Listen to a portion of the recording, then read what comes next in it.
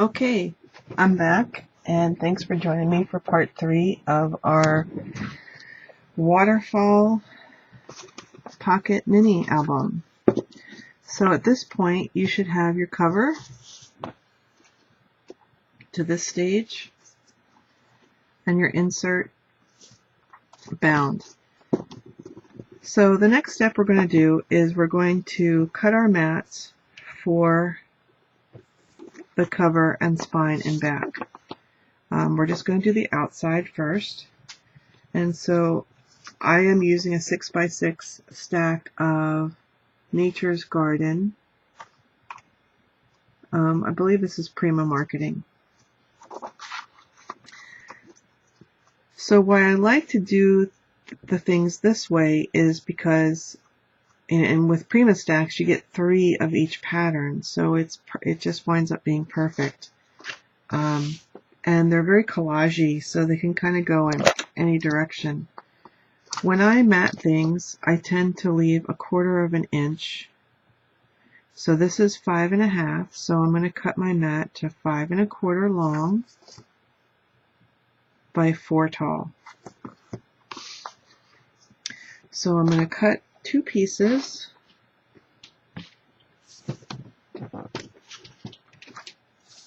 I'm going to see what 4 gets me.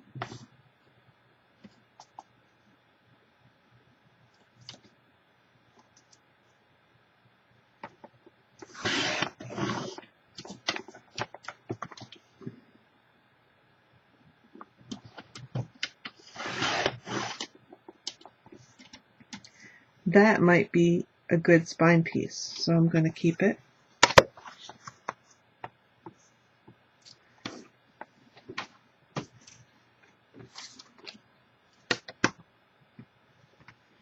And just to be different,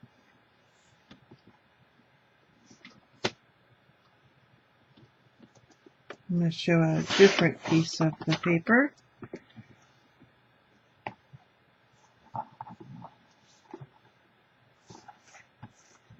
I am going to cut it on the same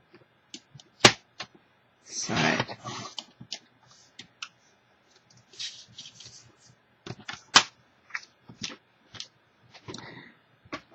Now you can distress your edges or whatever you prefer.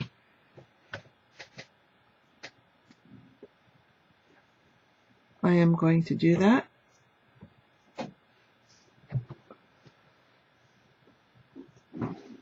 And I've been using a lot of frayed burlap because it's the same color as the craft.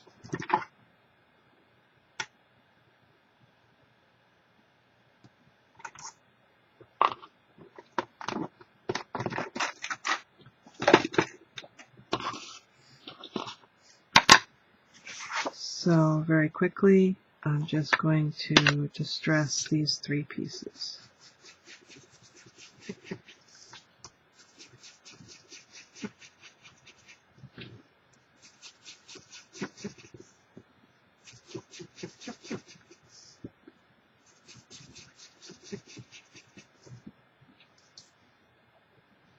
And I just thought of something else you could do too.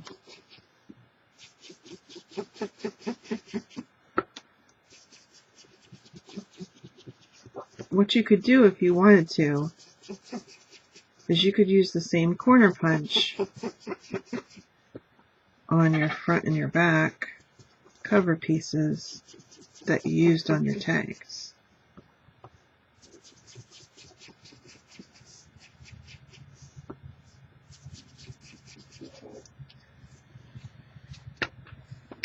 So one thing I want to look at really quickly, is that enough?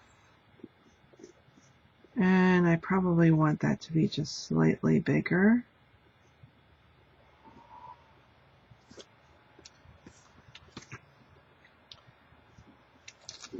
So this measurement, if I recall, is about 1.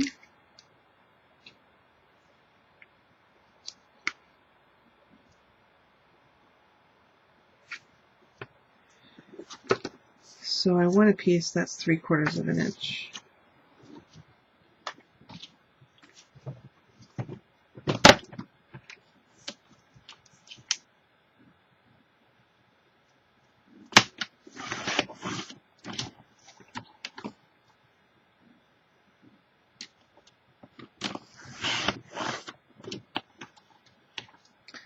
That's a little better.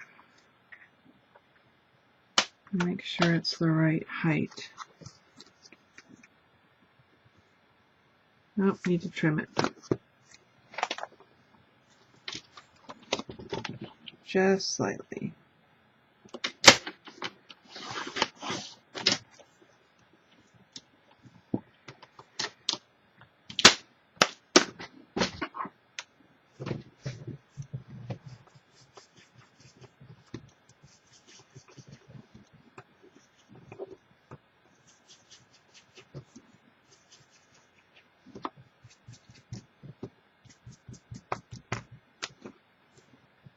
Okay.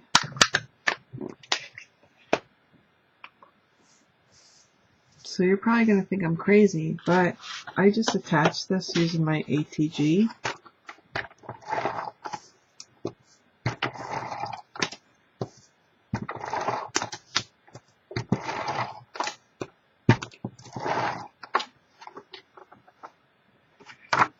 So on my cover, just line it up.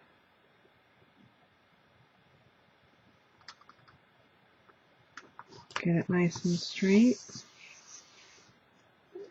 And sometimes it helps to work like this.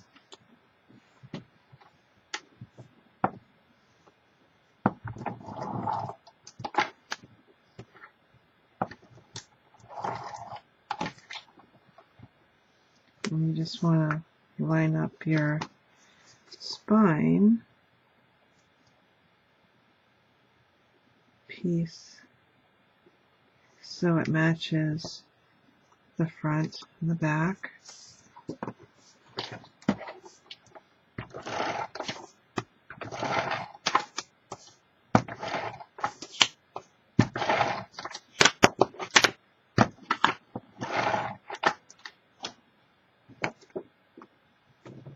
Okay, and then you just find the direction that you want.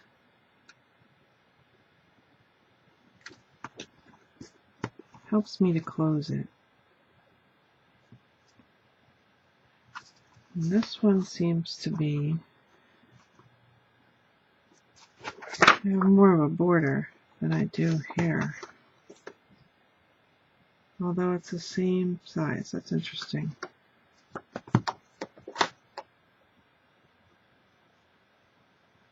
I'm not going to sweat it. It's the back.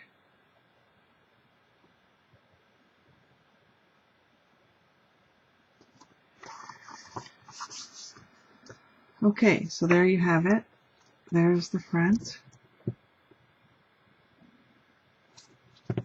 Here's the spine, and there's the back. A little bit more of a border on the back than I would have liked. So, now what we're going to do is we're going to insert this into here using the rubber bands. And this palette of this is a lot of blues, but I think the blue hair ties that I have are just a little bit bright. So I'm going to go with the yellow ones. So here's how you do it. Take a hair tie, go back to that hinge. I'm going to put the metal piece on the inside so it rests just like this. So there's the first one.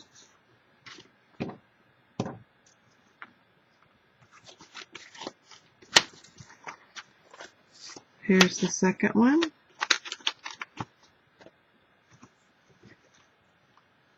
And last but not least, here's the third one.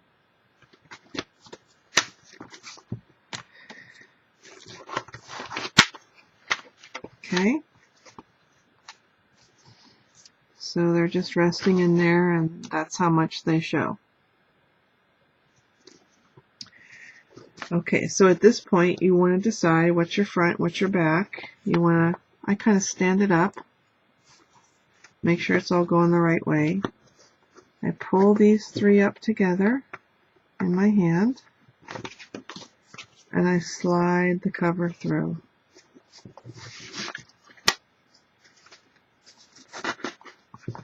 until I get the hair ties right where I want them to be. And then I just fool with them. And that is how you put the book together. Now you see it's still popping open. Not to worry, because we've got a closure for that. But so far, that's what we've gotten. So there's your front. And it does pull away. That's okay. Don't want you to worry about it. Just want to keep training that paper. Now another way to attach this would be to put a paper hinge here to here. I prefer this method because if you leave it on the rubber bands, you can take it completely out of the book cover if you so choose. Okay, so the next piece is to determine how we're going to close it. And then do all your mats. I can say that the way I've done my mats in the past is when I've used 12 by 12 pieces of scrapbook paper from a collection that I like, is I'll pick say 6 designs. I'll cut them down to the same height measurement, and I like that little border. And then what I will do is I will chop them up. So you need 2 in front and back of each signature. And I just kind of randomly pick the patterns. That's a lot of fun. That's how I did the other one. This I'm probably going to do slightly differently. So what I'm going to do first is I'm going to determine where I want my hole for my brad, and I'm going to grab 2 of those brads and I'm going to punch my hole and attach the brad so that I can just loop some ribbon to keep it closed. If you didn't want to do that, you could use a bulldog clip. That's another option. So if you want to go ahead and go ahead and work ahead of the class, so to speak, all we're going to be doing is matting front and back each of these. So you're going to need 32 pieces of paper. And then I'm also going to hand punch the tabs that are going to pull the tags out. I'm so sorry about the camera.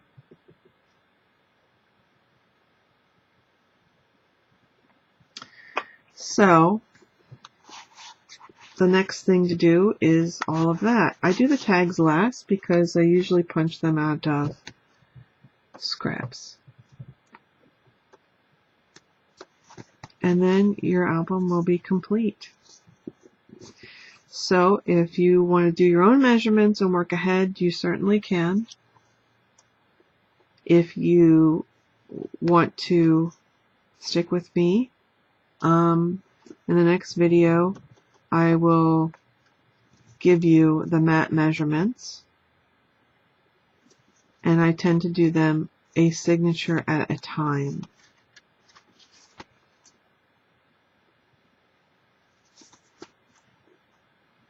Okay, so let me get those 2 brads.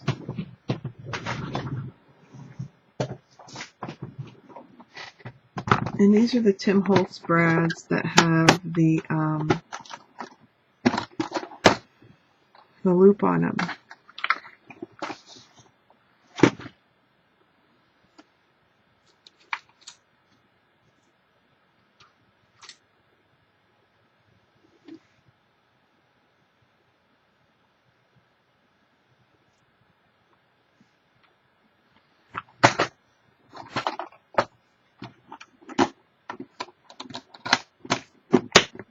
Now the loop is actually, I believe, it's jump ring.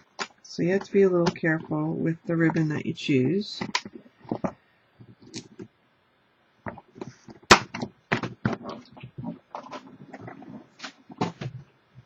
Have you seen these? It's just a brad.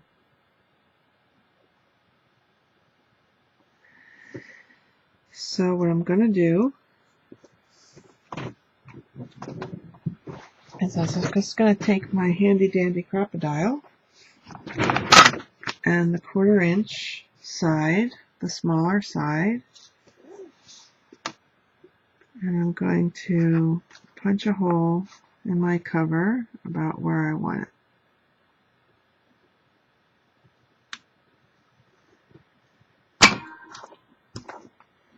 Right there. And I'm going to come over here and do my best to try and match up on the back cover.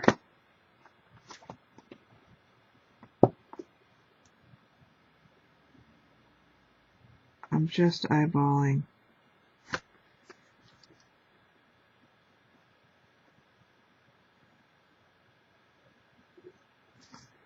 It seems like it's a lot further in. Pick up your signatures when you do this.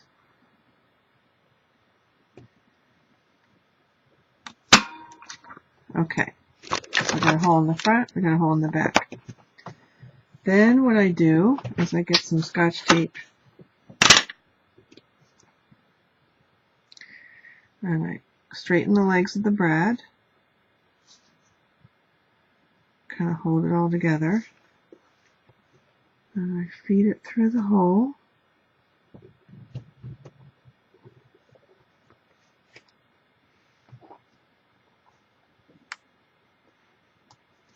And I close the brad. And I do that on the front and the back.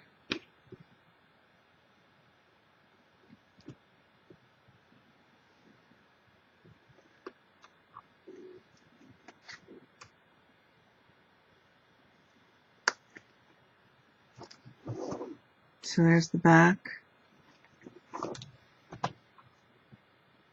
And there it is. And there it is on the front. Then what I do, just to make sure it's not going to go anywhere, I take a little piece of Scotch tape and I also have this nifty tool that's made for splitting brads, and I just make sure it's stuck down. That way it won't go anywhere.